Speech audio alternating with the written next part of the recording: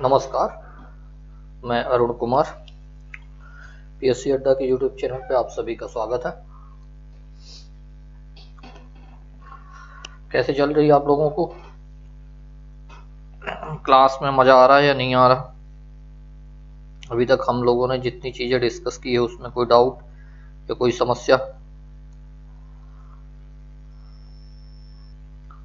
या आपके कोई सवाल हैं या सजेशन है, वो आप लोग कमेंट सेक्शन में कमेंट करके बता दीजिए। अब आयोग में बहुत टॉपिक नहीं बचे हैं, 2-3 टॉपिक बचे हुए हैं टोटल, है ना। तो लगभग आयोग एंड होने चला है। और आयोग के संबंध में आप लोगों को क्लास कैसी लगी है, अभी तक चीज़ें कितनी आप लोगों को क्लियर हैं या कोई डाउट है या कोई परेशानी है, जो भी है आप लोग कमेंट सेक्शन में कमेंट करके हमें ज़रूर बताइए। क्योंकि एक टॉपिक हम लगभग एक यूनिट ख़त्म करने वाले हैं। आपको पता है यूनिट नंबर 10 का जो संबंध है वो आयोग से है, और आयोग हम लोग 3-4-5 दिन के अंदर ख़त्म कर देंगे, क्योंकि ये टॉपिक है। इसके बाद 2-3 टॉपिक और बचे हैं, बाकी पूरा आयोग हो गया है। आज हमारा जो टॉपिक है राष्ट्रीय हरित न्यायाधिकरण है, नेशनल ग्रीन ट्रिब्यूनल है। यहाँ से क्वेश्चन जीएस के नाम पे भी बहुत आएंगे, और आयोग में तो है ही है टॉपिक, तो वहाँ से क्वेश्चन बनने की पूरी संभावना है। टॉपिक को शुरू करेंगे उसके पहले थोड़ी बहुत इन्फॉर्मेशन हम वैकेंसीज के संबंध में देंगे, लेकिन उसके पहले ये है कि चैनल की जो लिंक है वो ज़्यादा से ज़्यादा लोगों तक फटाफट, जितने लोग भी जुड़ गए हैं वो चैनल की लिंक को ज़्यादा से ज़्यादा लोगों तक शेयर कीजिए। अपने मित्रों को, सहपाठियों को, जो भी एमपीपीएससी प्रीलिम्स मेंस की तैयारी कर रहा हो या एमपीएसआई की भी तैयारी कर रहा हो, एमपी पटवारी की भी तैयारी कर रहा हो, तो उनके लिहाज से भी ये क्लास चलेगी अच्छी और फ़ायदे में रहेगी। क्योंकि नेशनल ग्रीन ट्रिब्यूनल भले ही आयोग में जुड़ा हुआ है, लेकिन जीएस का पार्ट है ये, उसमें कोई शक नहीं है, आपको पता है। और जीएस के पार्ट से भी क्वेश्चन बन जाएंगे, है ना। तो सबके लिए है, तो फटाफट जो चैनल की लिंक है उसको ज़्यादा से ज़्यादा लोगों तक शेयर कीजिए। अगले 1 मिनट के बाद हम इंफॉर्मेशन भी देंगे, जो चीज़ें इंफॉर्मेशन हमें मिली हैं या जो न्यूज़ सर्कुलेट हो रही पिछले कई दिनों से, उसके संबंध में भी हम बताएंगे आपको। तो फटाफट चैनल की लिंक शेयर कीजिए, ज़्यादा से ज़्यादा लोगों को जोड़िए। आज की क्लास महत्वपूर्ण रहेगी सभी के लिए, ठीक है। उसके बाद हम टॉपिक को शुरू करेंगे। शेयर कीजिए फटाफट चैनल की लिंक को।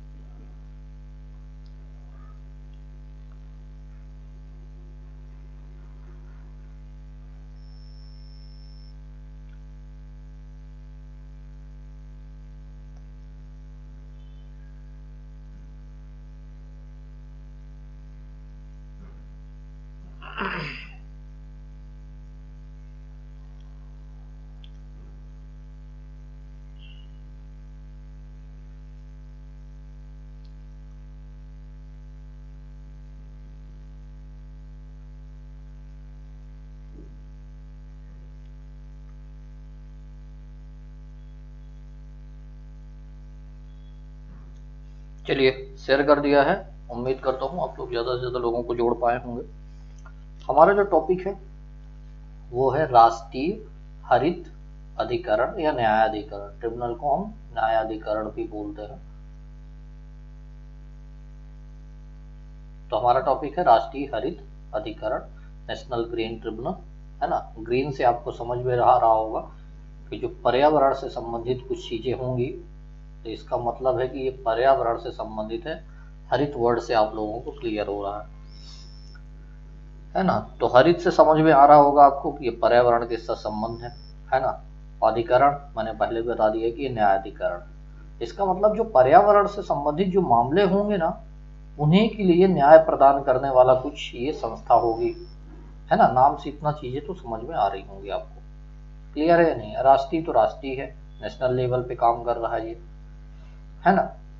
तो पर्यावरण से संबंधित जो न्यायालयीन प्रक्रिया है उससे संबंधित ये संस्था है। क्लियर ये बात? चलिए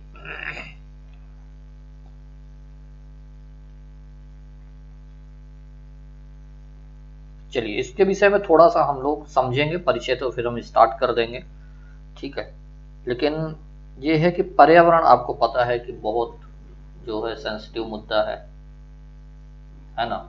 पर्यावरण जो बहुत सेंसिटिव मुद्दा है, पर्यावरण को बचाना हमारे लिए बहुत आवश्यक है। आपको पता है इसकी सुरक्षा करना पर्यावरण की हमारे स्वस्थ जीवन के लिए हम अगर कहें तो ये बहुत आवश्यक है। आपको पता है कि 21वीं शताब्दी हम जी रहे हैं और यहाँ पे आपको पता है कि हम लोग औद्योगिकरण के युग में जी रहे हैं। उद्योगों की स्थापना होती है और जब उद्योगों की स्थापना होती है तब ये ध्यान नहीं रखा जाता इससे पर्यावरण को कितना नुकसान हो रहा है। आपको पता है कि ये जो उद्योग स्थापित होते हैं ये ऊर्जा का इस्तेमाल करते हैं और ऊर्जा के रूप में कैसे संसाधन इस्तेमाल हो रहे हैं, कोयले से जो बिजली का उत्पादन हो रहा है। इसके अलावा ये लोग बहुत सारे रसायन का इस्तेमाल करते हैं। तो इन प्रकार से जब ये रसायनों का इस्तेमाल या जो ऊर्जा का इस्तेमाल करते हैं या अन्य जो भी पदार्थ बना रहे होते हैं उससे क्या होता है कि बहुत सारे प्रदूषण बाहर आते हैं, प्रदूषक तत्व बाहर निकलते हैं और वो प्रदूषण कहाँ जा रहे हैं? हमारे वातावरण में जा रहे हैं कि नहीं जा रहे? हमारे वातावरण में जा रहे हैं और वातावरण इससे हो रहा है प्रदूषित, है ना।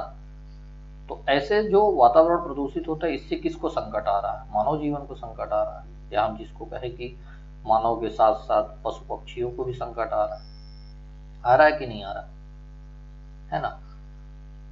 तो जो पर्यावरण है उसी की सुरक्षा से संबंधित है ये, क्योंकि आपको पता है कि भारत में वो क्या रहा है, औद्योगिकरण के युग में बहुत सारे संस्थान स्थापित होते हैं, उद्योग स्थापित होते हैं, उससे पर्यावरण संकट जन्म ले रहे हैं। दुनिया भर का इशू है ये, कोई भारत का इशू नहीं है, लेकिन भारत में भी ऐसा कुछ हो रहा है। और ऐसे जो मामले होते हैं, हम ये कहें कि जो पर्यावरण से संबंधित या पर्यावरण को नुकसान करने वाले जो मामले हैं इनके लिए कोई बहुत स्पष्ट कानून हमारे देश में नहीं था। हम ये कहें कि अदालत नहीं थी कि ऐसे मामलों को निपटा पाए, है ना। तो अगर ऐसे मामलों के निपटारे के लिहाज से कि ऐसे मामले जहां पे आए उनको निपटाए जाए, ठीक है, तो कहाँ निपटाए जाएंगे? इसके लिए अदालत का निर्माण कर लिया गया और उसका नाम है एनजीटी, नेशनल ग्रीन ट्रिब्यूनल। पर्यावरण से संबंधित जो मामले हैं, पर्यावरण के बचाव से संबंधित मामले हैं, है ना। क्या क्या मामले देखे जा सकते हैं? तो पहला है पर्यावरण, ये मैं आप लोगों को समझाने के लिए बता रहा हूँ। परिचय तो हमारे लिए जो एग्जाम के लिहाज से है, ये सारी चीजें समझेंगे हम बाद में परिचय के माध्यम से, लेकिन अभी तक आप समझो कि समझना क्या है हमें, क्योंकि ग्रीन ट्रिब्यूनल को समझना प्री मेंस दोनों के लिहाज से बहुत आवश्यक है।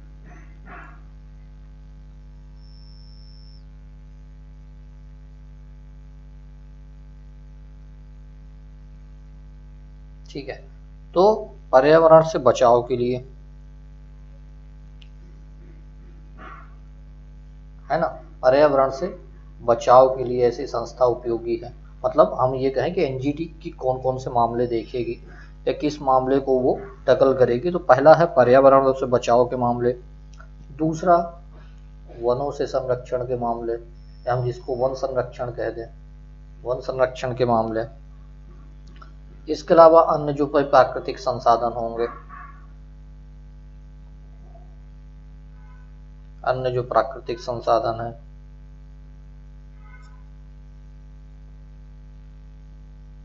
ठीक है, ये सामने सारे जो मामले हैं वो कौन देखेगा? एनजीटी देखेगा। पर्यावरण बचाव, वन संरक्षण, प्राकृतिक संसाधन। यहां तक बात क्लियर है या नहीं? आप लोगों को पर्यावरण से संबंधित ये जो संस्था है उसका जो उद्देश्य है, हम ये कहें कि जो मामले वो देखेगा है क्यों क्यों स्थापित किया गया, ये बात समझ में आ रही है या नहीं आ रही आप लोगों को?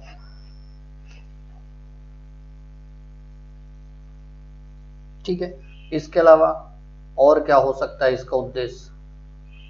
उद्देश्य के रूप में ये है कि जो मामले हैं ना पर्यावरण से संबंधित मामले, अगर मान लीजिए ये कैसे हाई कोर्ट चले जाते हैं, कहाँ जाते हैं? High court. तो हाई कोर्ट आपको पता है या सुप्रीम कोर्ट पता है, एक लंबी प्रक्रिया के तहत मामले निपटाए जाते हैं। बर्डन बहुत है न्यायालयों पे, केस बहुत है, बहुत लंबी प्रक्रिया हो जाती है, 10-10 साल, 20-20 साल, 25-25 साल में एक मामले को निपटाया जाता है। जब ऐसे मामले निपटेंगे तो हम ये कह सकते हैं कि न्याय में तो देरी ही हो रही। तो एक प्रकार से न्याय क्या है, न्याय नहीं मिल रहा है, न्याय में देरी ही न्याय ना मिलने जैसा है ना। कोई मामला है, कोई प्रताड़ित व्यक्ति है, मान लीजिए हम 1 मिनट के लिए कहें, और वो अपने जो उसके खिलाफ अच्छा नहीं हुआ, जिसको कहें गलत हुआ, उसके न्याय के लिए उस न्यायालय की शरण में जा रहा है, और न्यायालय की शरण में गया तो पता चले कि 20-20 साल, 25-25 साल में उसके पक्ष में निर्णय आ रहे, तो वो क्या है, वो किसी मतलब का तो न्याय है नहीं, है ना। तो जो पर्यावरणीय मामले हैं, अगर हाई कोर्ट में जाएंगे, सुप्रीम कोर्ट में जाएंगे तो बहुत लंबा समय लेते हैं, है ना। आपको न्यायालय प्रक्रिया के संबंध में तो बात पता ही है, नहीं भी पता है तो आप समझते तो होगी इसे कि न्यायालय में क्या होता है। अब इनसे तीव्र निपटान के लिए कि भाई जल्दी से ऐसे मामले निपटा दिए जाए, क्योंकि ये जो 25-25 साल में अगर आप पर्यावरणीय मामले निपटाओगे तो आप समझ सकते हैं कि कितना प्रदूषण या वातावरण कितना प्रदूषित होगा, क्योंकि आप रोक तो पाओगे नहीं उन सब चीज़ों को होने से। सपोज करिए आप एक इंडस्ट्री लगी है, इंडस्ट्री कहाँ लग गई, मान लीजिए एक रिहायशी इलाके में इंडस्ट्री लग गई, जहाँ पे 1 किलोमीटर के दायरे में 4-6-8 हज़ार लोग रह रहे हैं। अब वहाँ पे लग गई, है ना। अब क्योंकि रिहायशी इलाका में लगना नहीं चाहिए, क्योंकि वहाँ से क्या निकलेगा, प्रदूषण प्रदूषण होगा या प्रदूषित पदार्थ निकलेंगे, कार्बन डाइऑक्साइड, CO2 वगैरह निकलेगा, कार्बन मोनोऑक्साइड निकलेंगे, इस तरह जो किसके लिए संकट है, लोगों के स्वास्थ्य के लिए। अब ऐसे मामलों के लिए कोई व्यक्ति गया हाई कोर्ट कि भाई हमारे आसपास ऐसी ऐसी चीज़ें हो गई। अब हाई कोर्ट में पता चले 20 साल न्यायालय में प्रक्रिया चल रही है, सुनवाई चल रही है, तब तक तो उनका खेल हो जाएगा, है ना, नागरिकों का। तो भाई इस लेट लतीफ़ी से बचाने के लिए भारत में ये व्यवस्था की गई कि जो पर्यावरणीय मामले हैं उनको हम तीव्र निपटान के लिहाज से एक अदालत का निर्माण कर देते हैं, और वही अदालत निकल के आई क्या, नेशनल ग्रीन ट्रिब्यूनल। क्लियर है ये बात, यहाँ तक क्लियर है या नहीं क्लियर? अभी तक जो भी हमने समझाया है वो आप लोगों को समझ में आया है या नहीं आया है, कमेंट सेक्शन में कमेंट करके बताइए, उसके बाद हम आगे बढ़ेंगे। ये बेसिक इन्फॉर्मेशन है जो आपके लिए बहुत महत्वपूर्ण है, एनजीटी को समझने के लिए बहुत महत्वपूर्ण है। अगर बात आप लोगों को समझ में आई है तो आप लोग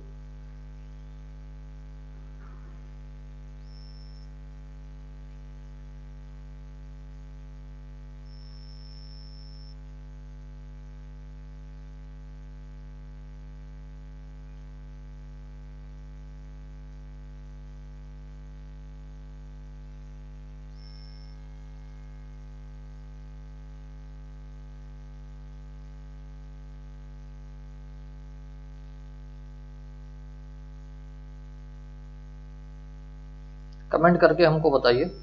और एक चीज़ और,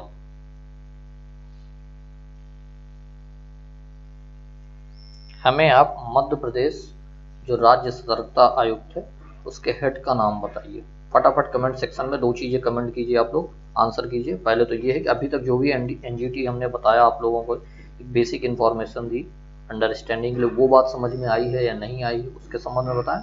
और दूसरा एक क्वेश्चन है आप लोगों से कि जो मध्य प्रदेश का सतर्कता आयोग है उसके हेड कौन है वर्तमान में, वो बताना है, उनके चीफ कौन है वर्तमान में। फटाफट आंसर करिए, उसके बाद हम आगे बढ़ेंगे, ताकि हमें ये भी पता चले कि हम लगभग आयोग को ख़त्म करने चले और आप लोग चीज़ों को समझ रहे हैं या नहीं समझ रहे।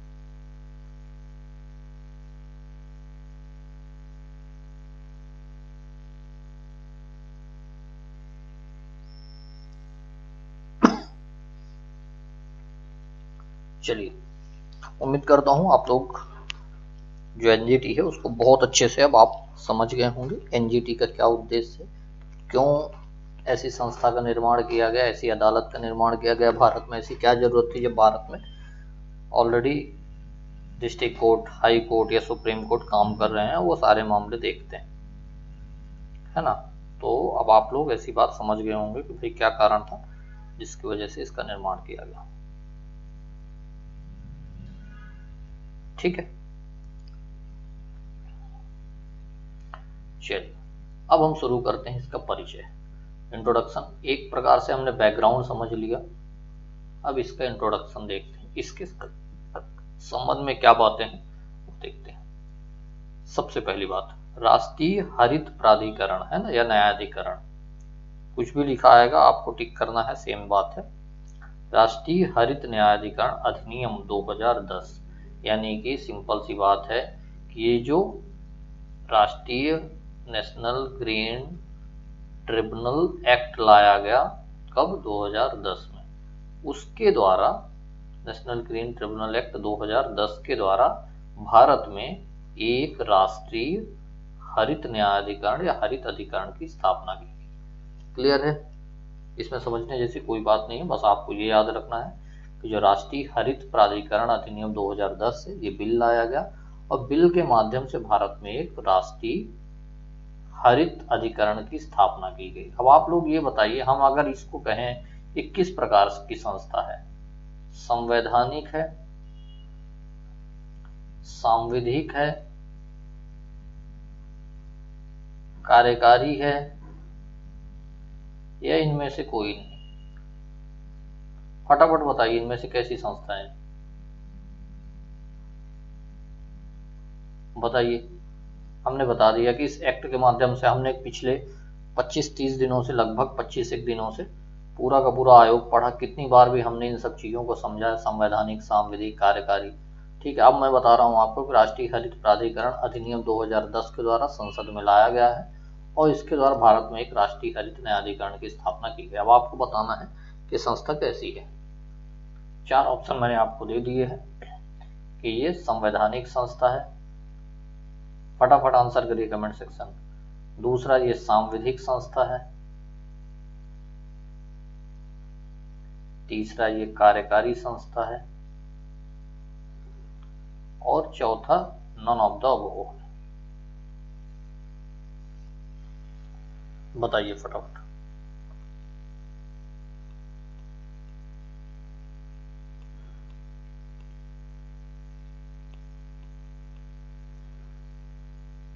फटाफट आंसर कीजिए आप लोग। अब लगभग टॉपिक एंड होने चला, बल्कि यूनिट ही एंड होने चली है। एक दो मुश्किल से और बचे होंगे, लगभग कवर हो गए हैं। हम लगभग 25-27 दिन से पढ़ रहे हैं।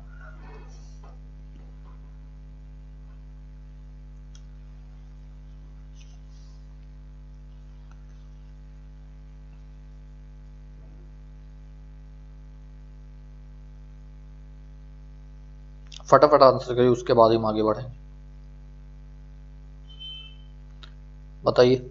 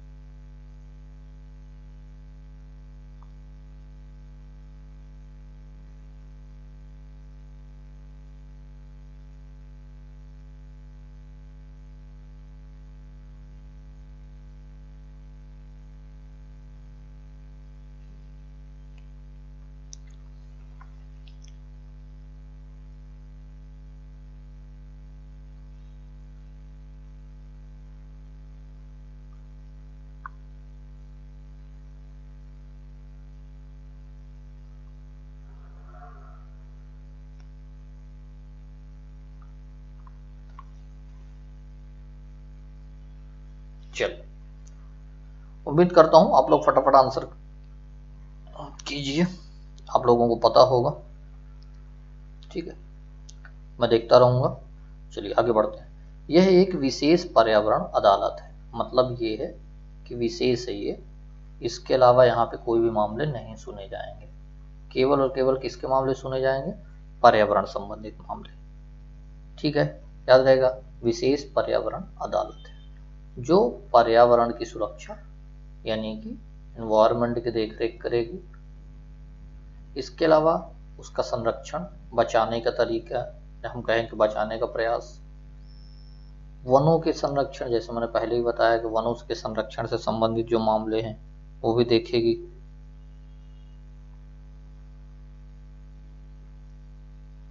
की सुनवाई करती है।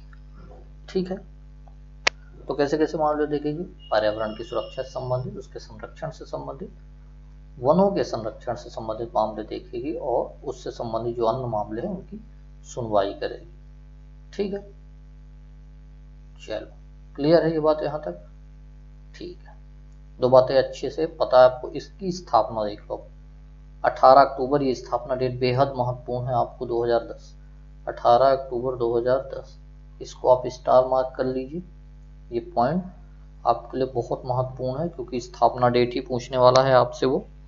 ठीक है, उसको फैक्ट से बहुत प्रेम है। एमपीपीएससी का अगर आप एग्जाम दे रहे हैं तो आपको पता है, और खासकर ऐसी संस्थाएं जो स्पेशल हैं उनकी भी स्थापना डेट जरूर पूछेगा। तो 18 अक्टूबर 2010 स्थापना डेट है, याद रहेगा ये।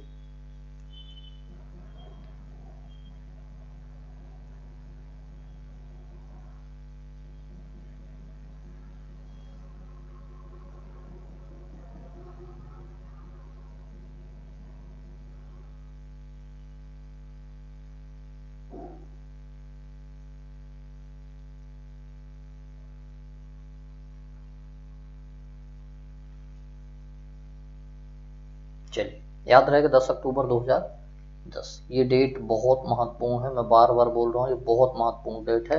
आपको डेट किसी भी कीमत पर नहीं भूलना है यहाँ पे। 18 अक्टूबर 2010, याद रहेगा। इसका जो गठन है भारतीय संविधान के अनुच्छेद 21 के तहत किया गया है। इसका जो गठन है भारतीय संविधान के अनुच्छेद 21 के तहत किया गया है।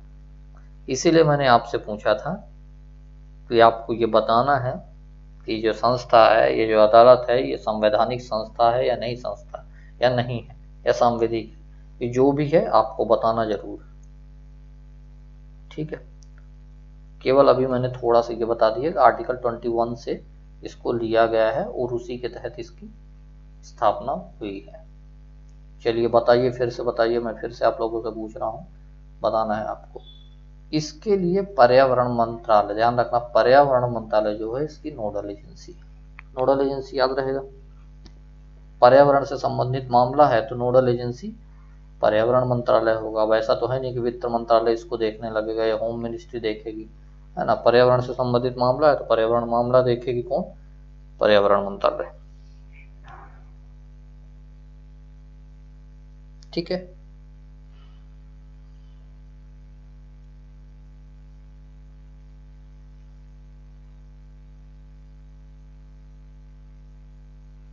क्लियर।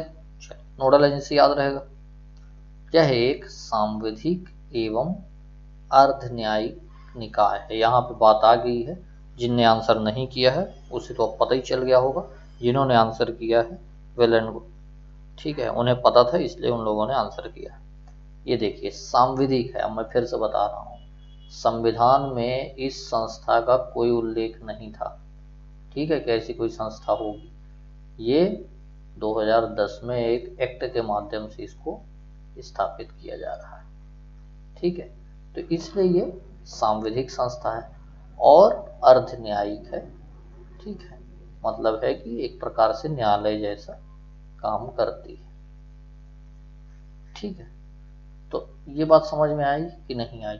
ये एक सांविधिक निकाय है एवं अर्ध न्यायिक निकाय है, याद रहेगा इसे।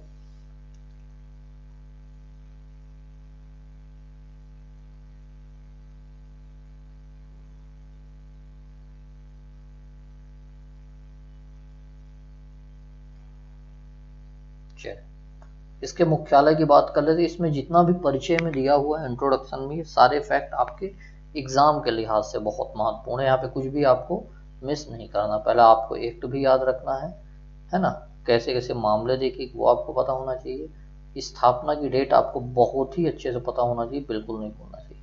ये किस संविधान के तहत है, हम कह दें कि किस संविधान को देखते हुए इसकी स्थापना हुई, तो आर्टिकल 21। ठीक है। इसके अलावा इसका नोडल एजेंसी मैंने फिर बता दिया है कि पर्यावरण मंत्रालय, ये भी बहुत महत्वपूर्ण है। यह सांविधिक है एवं अर्ध न्यायिक संस्था, ये भी मैंने इसका मीनिंग बता दिया। हेडक्वार्टर अगर पूछेगा तो एनजीटी है, इसका हेडक्वार्टर आप लोगों को पता होना चाहिए कि स्वाभाविक है ये दिल्ली होगा। यहाँ तक बात क्लियर है या नहीं?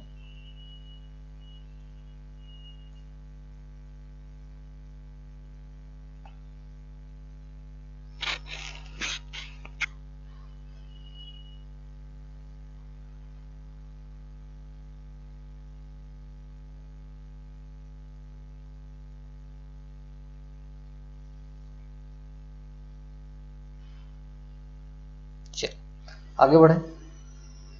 इसके 4 क्षेत्रीय कार्यालय, कितने? 4 क्षेत्रीय कार्यालय। अब कहाँ कहाँ पे है ये मैं लिख के आप लोगों को बता देता हूँ। यहाँ पे मैं थोड़ा सा लिखना भूल गया हूँ, बस याद रखना है। कितने कार्यालय हैं बस ये याद रखना है, 4 क्षेत्रीय कार्यालय। कितने? 4। पहला सबसे जो महत्वपूर्ण है वो है भोपाल, मध्य प्रदेश की राजधानी भोपाल में इसका एक क्षेत्रीय कार्यालय, याद रहेगा। दूसरा है पुणे, पुणे दूसरी जगह है जहाँ पे इसका क्षेत्रीय कार्यालय है, महाराष्ट्र। पुणे कहाँ पे है? महाराष्ट्र। तीसरी जगह है जहाँ पे इसका क्षेत्रीय कार्यालय है वो है कलकत्ता, याद रहेगा, कलकत्ता। ठीक है। तो एक भोपाल मध्य प्रदेश की राजधानी, एक पश्चिम बंगाल की राजधानी कलकत्ता, इधर पुणे महाराष्ट्र में, और एक है चेन्नई में, तमिलनाडु, तमिलनाडु में चेन्नई। ठीक है। 4 जगह आपको याद रहेंगे, 4 क्षेत्रीय कार्यालय। हेडक्वार्टर अगर आपसे पूछेगा तो क्या टिक करेंगे? हेडक्वार्टर टिक करेंगे नई दिल्ली। अगर आपसे क्षेत्रीय कार्यालय पूछा जाता है तो आप तुरंत टिक करेंगे भोपाल, कलकत्ता, चेन्नई और पुणे। ठीक है, क्लियर है ये बात? चलिए, इसके अलावा क्या महत्वपूर्ण है? ऑस्ट्रेलिया और न्यूजीलैंड, ध्यान रखना है यहाँ पे बहुत अच्छे से। ऑस्ट्रेलिया, ऑस्ट्रेलिया कहाँ है? हमारे लगभग पूर्व वाले एरिया में, प्रशांत महासागर में है। पूरा का पूरा एक राष्ट्रीय है, बड़ा सा आपको दिखेगा वही। एक न्यूजीलैंड उसके बगल में पड़ोसी है न्यूजीलैंड। तो ऑस्ट्रेलिया और ध्यान रखना न्यूजीलैंड ने सबसे पहले पर्यावरणीय संबंधित मामलों के लिए संस्था स्थापित की थी। तो इसका मतलब है कि जो एनजीटी है वह एनजीटी ऑस्ट्रेलिया और न्यूजीलैंड के बाद भारत जो है तीसरा राष्ट्र है जो पर्यावरण से संबंधित मामलों के लिए एक अदालत का निर्माण किया है। ठीक है। तो अगर आपसे पूछा जाता है कि एनजीटी या हरित मामलों के निपटारण के लिए जो एनजीटी का निर्माण है, इसके पहले 2 राष्ट्र कौन है या कौन सा राष्ट्र है, किस नंबर का राष्ट्र है, तो बहुत अच्छे से आपको याद रखना है। ये राष्ट्र है हमारा तीसरे नंबर का। ऑस्ट्रेलिया ने सबसे पहले ऐसे न्यायालय स्थापित किए, उसके बाद न्यूजीलैंड ने स्थापित किए और तीसरे भारत ने स्थापित किए। 3 ऐसे राष्ट्र हैं जो ऐसे मामलों के लिए विशेष रूप से अदालतों का स्थापना की है। ठीक है। इसे स्थापित करने वाला भारत तीसरा देश है। ठीक है, क्लियर है यहाँ तक? इंट्रोडक्शन में कोई परेशानी? यहाँ पे जितनी चीजें हम लोगों ने पढ़ी है बेसिक से पहले समझा है हम लोग। इंट्रोडक्शन के पहले हमने बैकग्राउंड पूरा समझा है, क्या है पर्यावरण का मामला, क्यों ऐसी संस्था के निर्माण की जरूरत पड़ गई। ठीक है, बहुत अच्छे से हमने बताया इसे। आप लोगों को समझ में आया है नहीं आया?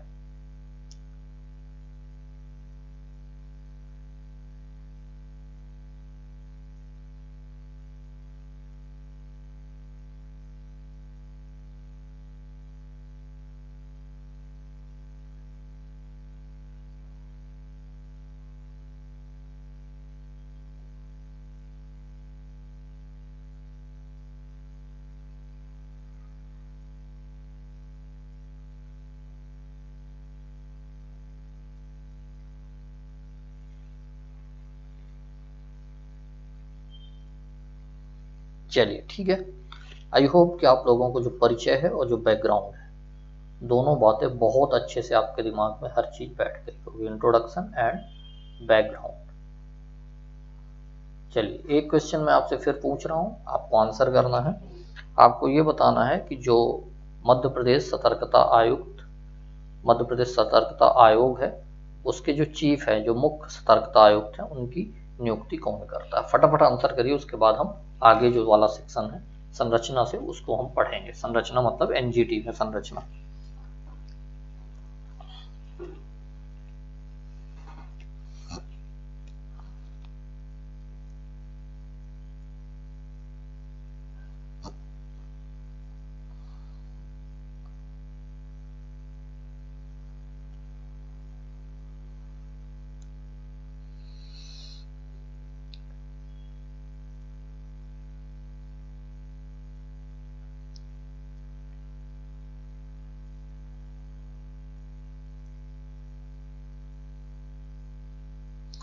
चलिए बताइए भाई, फटाफट आंसर कीजिए कमेंट सेक्शन में। यूनिट खत्म होने चली है और आप लोग हैं कि आंसर नहीं करते? आंसर कीजिए फटाफट।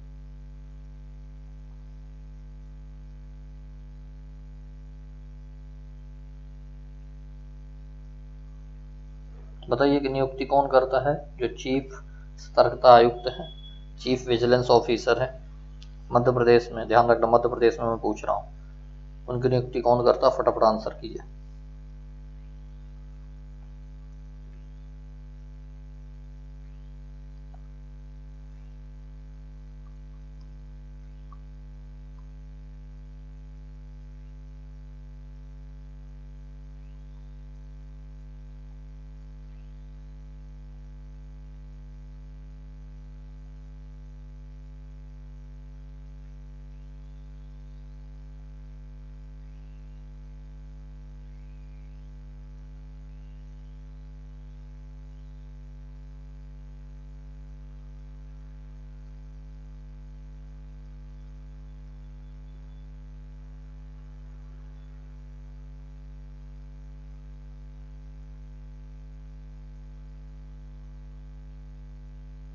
चलिए आगे बढ़े, देख ले संरचना। उम्मीद करता हूँ आप लोग कर रहे होंगे आंसर। चलिए, इसमें एक अध्यक्ष, ध्यान रखना एनजीटी की कहानी क्या है, इसमें एक चीफ हो रहे हैं जिनको हम अध्यक्ष कहेंगे। ठीक है, क्लियर? तथा न्यायिक सदस्य 10 से 20। ठीक है, ध्यान रखना आपको बहुत अच्छे से स्ट्रक्चर, एक अध्यक्ष,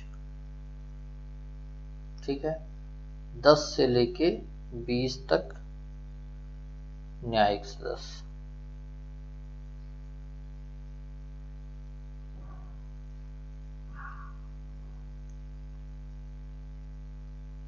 ठीक है, एक अध्यक्ष और 10 से 20 न्यायिक सदस्य। इसके अलावा विशेषज्ञ सदस्य भी 10 से 20 होते हैं।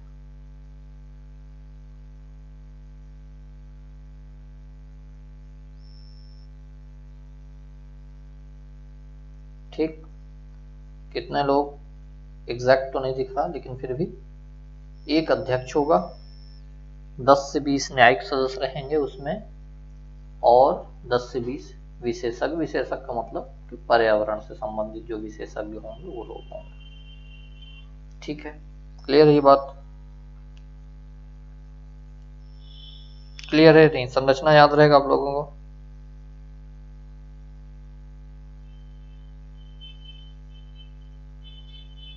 ठीक है, संरचना क्लियर है या नहीं क्लियर है? कमेंट करके बताइए भाई, समझ में आएगा कि नहीं?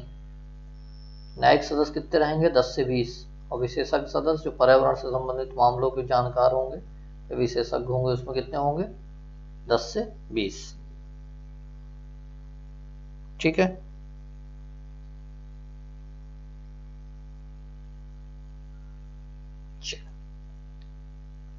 आगे बढ़े, अन्य चीजें देखते हैं अब हम।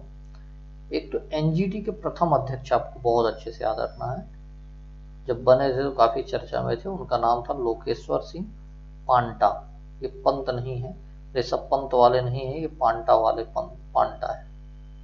ठीक है, कौन है? पांटा वाले।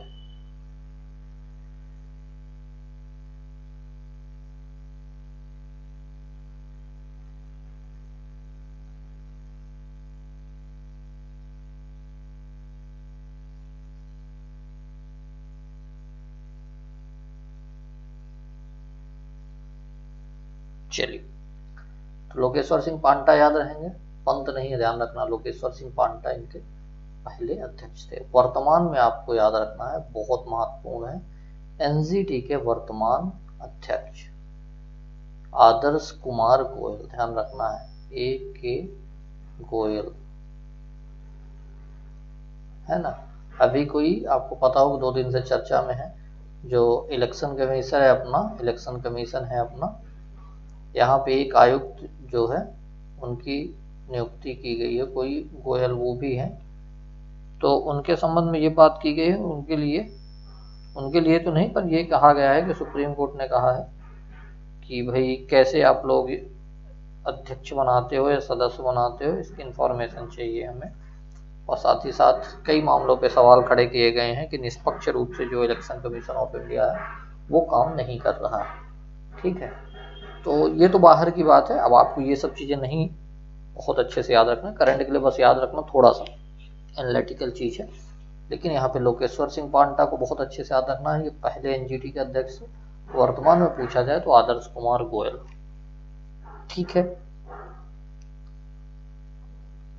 क्लियर है ये बात।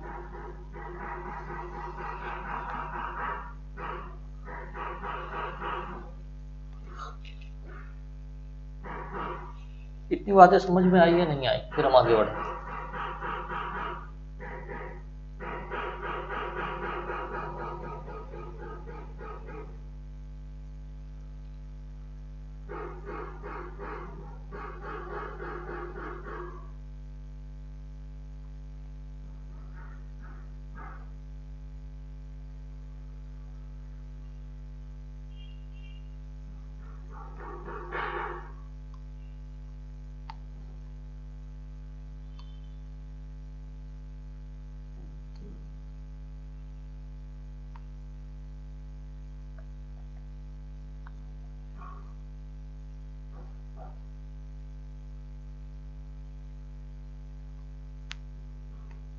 चलिए योग्यता देख लें। चलिए आज के इसमें हम योग्यता देखते हैं कि जो हमने बताया संरचना कि एक अध्यक्ष होंगे, 10 न्यायिक सदस्य होंगे और 10 विशेषज्ञ सदस्य होंगे, 10 से 20 दोनों।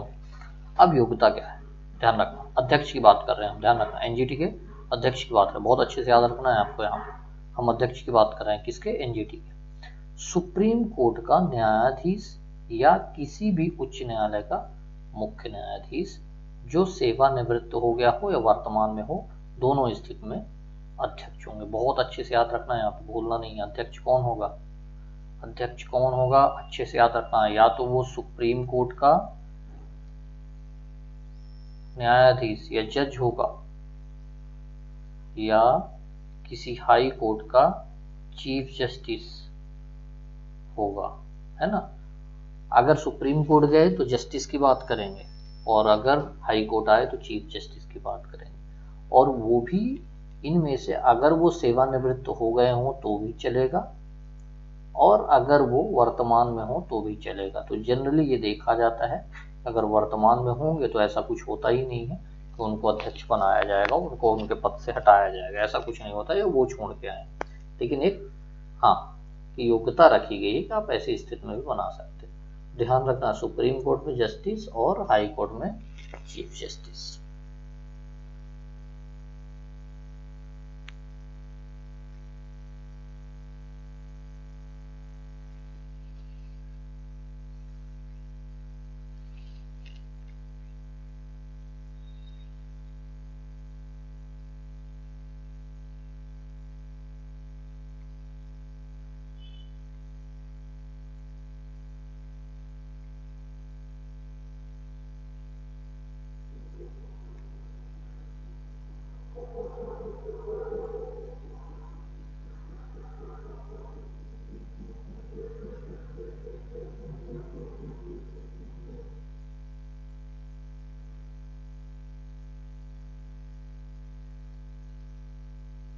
चलिए याद रहेगा अध्यक्ष की बात कि सुप्रीम कोर्ट का जज या हाई कोर्ट का चीफ जस्टिस। जितने भी न्यायिक सदस्य उनके संबंध में क्या बात है, 10 से 20 मैंने बताया था न्यायिक सदस्य हो सकते हैं। तो एनजीटी के न्यायिक सदस्य के विषय में क्या कहता है कि सुप्रीम कोर्ट या हाई कोर्ट के वर्तमान या सेवानिवृत्त न्यायाधीश। यहाँ पे भी वही जज की बात, और यहाँ पे कोई चीफ जस्टिस की बात नहीं याद रखना है, या तो वो सुप्रीम कोर्ट के होंगे या हाई कोर्ट के होंगे, जो सेवानिवृत्त हो गए हों या वर्तमान में हो उनको बना दिया जाएगा न्यायिक सदस्य। ठीक है, न्यायिक सदस्य में और अध्यक्ष में ये बात क्लियर हो गई है नहीं, दोनों न्यायिक सदस्य और अध्यक्ष क्लियर हो गई है नहीं?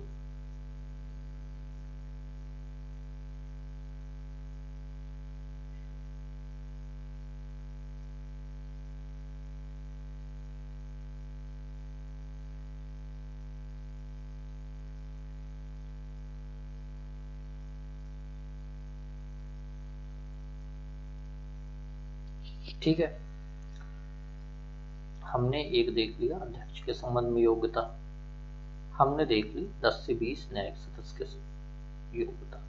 अब हम विशेष के विषय में देख लेते हैं। इसके जो विशेषज्ञ सदस्य थे, हम रखना पर्यावरणीय मामलों के, एक डॉक्टरेट की डिग्री है ना, किस मामले में, पर्यावरण, एक डॉक्टरेट की डिग्री या मास्टर ऑफ इंजीनियरिंग या प्रौद्योगिकी बीटेक वाले के मास्टर के साथ, ध्यान रखना एक डॉक्टरेट हो या तो वो मास्टर ऑफ इंजीनियरिंग किया हो या प्रौद्योगिकी से मास्टर हो किसी अन्य विषय में, भौतिक विज्ञान, जीव विज्ञान आदि में हो, है ना। इसके अलावा मास्टर ऑफ साइंस की डिग्री हो और 5 वर्ष जो है पर्यावरण में, पर्यावरण के क्षेत्र में शामिल हो, जिसमें कुल 15 वर्ष का अनुभव हो उसे। ठीक है, ये बात क्लियर है। कुल मिला के यहाँ बहुत नहीं सोचना, स्वाभाविक सी बात है, पर्यावरण से मामले होंगे, डॉक्टरेट की कोई डिग्री लिया होगा व्यक्ति, मास्टर ऑफ इंजीनियरिंग होगा, प्रौद्योगिकी मास्टर होगा, या कि वो मास्टर ऑफ साइंस होगा कि एक डिग्री की हो और 5 वर्ष पर्यावरण के क्षेत्र में शामिल हो, तो उसे जो है न्यायिक सदस्य या विशेषज्ञ सदस्य बना दिया जाएगा, जिसमें 10 से 20 विशेषज्ञ सदस्य हैं। क्लियर है ये बात यहाँ तक?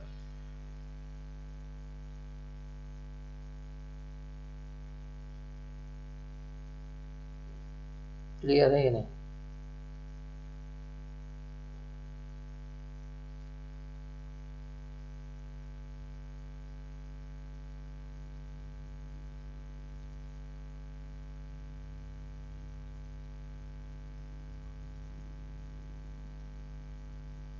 चलिए, योग्यता आप लोगों को समझ में आ गई कि नहीं? तो हम लोगों ने 3-4 चीजें देख ली हैं। पहला, हमने इस पूरी संस्था के निर्माण का जो बैकग्राउंड है वो समझ लिया है। ठीक है, बैकग्राउंड समझ लिया है।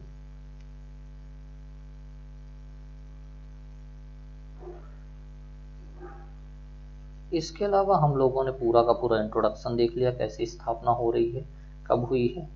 इसके अलावा हम लोगों ने पूरा का पूरा स्ट्रक्चर देख लिया ऑर्गेनाइजेशन का। आई होप ये बात भी समझ में आ गई होगी। वर्तमान में कौन है, पहले कौन थी, ये बात भी हमने पढ़ ली, और हमने पूरी की पूरी योग्यता देख ली है सभी सदस्यों की। आई होप कि जो आज हमने जितनी भी चीजें बताई हैं आप लोगों को, वो सारी की सारी बातें आप लोगों को बहुत अच्छे से समझ में आ गई होंगी।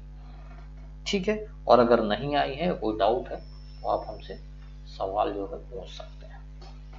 ठीक है, थोड़ी इंफॉर्मेशन ये है कि प्रीलिम्स की टेस्ट सीरीज हम लोगों ने ऑर्गेनाइज की है। इसके लिए आप पीएससी अड्डा एप्लीकेशन पे जाइए, वहां से जो प्रीलिम्स की टेस्ट सीरीज है, आप टेस्ट सीरीज के सेक्शन में जाके परचेस कीजिए। बहुत शानदार टेस्ट सीरीज है, बहुत सस्ते रेट में। 2022 का नोटिफिकेशन है वो बहुत जल्द आपके समक्ष अगले 1 हफ्ते 1.5 हफ्ते के अंदर, मैंने बताया था कि नवंबर एंड में जारी करने की जो है संभावना है। नवंबर एंड चल रहा है, तो यहाँ पे होगा, या तो फर्स्ट वीक में भी हो सकता है कि आ जाए। तो नोटिफिकेशन बहुत जल्द आने वाला है, आप लोगों को पता है। अपनी तैयारी को जारी रखिए। इसके अलावा जो वैकेंसीज आई हैं, आपको पता है कि एमपी पटवारी आ गई है ना।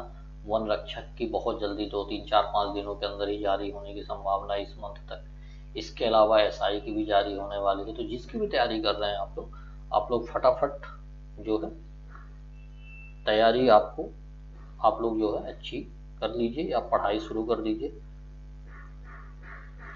तो आपके लिए सिलेक्शन आसान हो जाएगा। चाहे आप पटवारी की तैयारी कर रहे हो तो, इसके अलावा अगर आप एसआई की तैयारी कर रहे हैं या कोई भी वन रक्षक की तैयारी कर रहे हैं, ठीक है, पढ़ाई स्टार्ट कर दीजिए। 2 चीजें हम लोग जो कर रहे हैं वो एक है कि 9:15 पे जैसे मैं आया हूँ आपके समक्ष, तो इस समय मैं आयोग की क्लास लेता हूँ जो एमपीपीएससी मेंस के लिए बहुत इंपॉर्टेंट है, तो वो लोग तो जरूर ज्वाइन करें। इसके अलावा जीएस के नाम पे भी क्वेश्चन बन सकते हैं, तो एसआई वाले भी ज्वाइन कर सकते हैं। इसके अलावा मैं रोज रात को 8 बजे एमपीजी के जो किसी भी एग्जाम में मध्य प्रदेश का कोई भी बच्चा इस क्लास को अटेंड कर सकता हो, 8 बजे मैं रेगुलर लेके आपके समक्ष प्रस्तुत होता हूँ। इसको आप अटेंड कीजिए, ये आपके बहुत काम की चीज़ है, ठीक है।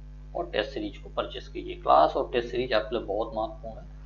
तो ये तो इन्फॉर्मेशन की बात है। आज की क्लास कैसी लगी है? अच्छी लगी है तो वीडियो को लाइक कीजिए, जो वीडियो की लिंक है ज़्यादा से ज़्यादा लोगों तक शेयर कीजिए। और अगर अभी तक आप लोगों ने चैनल को सब्सक्राइब नहीं किया है तो चैनल को सब्सक्राइब कर लीजिए। जो लोग